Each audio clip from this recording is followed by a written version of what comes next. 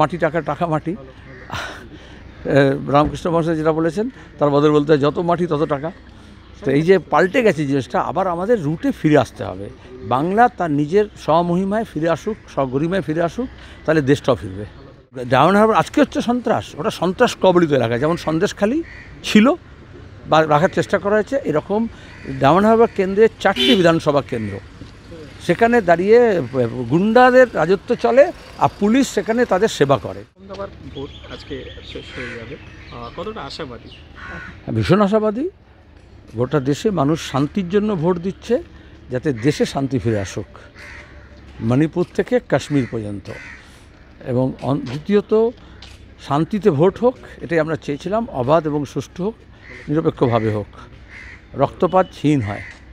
Vote যদি রক্তপাতের মধ্য দিয়ে হয়, গুন্ডামির মধ্য দিয়ে হয়, তাহলে ভোটের পরেও ওই রকমই একটা ব্যবস্থা তৈরি হয়।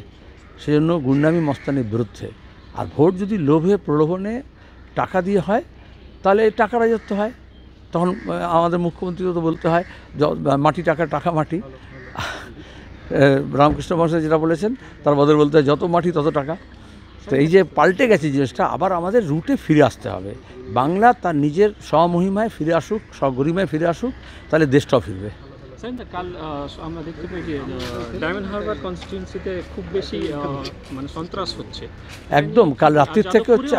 আচ্ছা, ডায়মন্ড হারবার আজকে হচ্ছে সন্ত্রাস, ওটা সন্ত্রাস কবলিত এলাকা, যেমন সন্দেশখালী ছিল বা রাখার চেষ্টা করা হয়েছে, এরকম ডায়মন্ড হারবার কেন্দ্রের 4টি বিধানসভা কেন্দ্র, সেখানে দাঁড়িয়ে গুন্ডাদের রাজত্ব চলে আর পুলিশ সেখানে তাদের সেবা করে, লুটেরাদের রাজত্ব চলছে।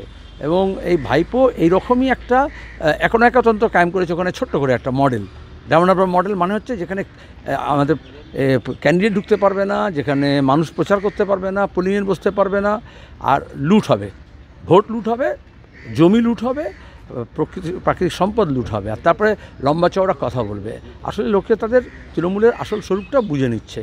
এবং বিজেপি এত অপদার্থ, তারা ওটাকে এই লিস্টটা দিয়ে দিয়েছে। যেমন বাংলাকে এতদিন লিস্ট দিয়েছে যে তোমরা লুট করো, তাহলে পিসি ভাইপো যেখানে থাকে সেখানে কোনো দল আসবে না বলে পুলিশ পাহারা দিয়ে আটকে রাখে।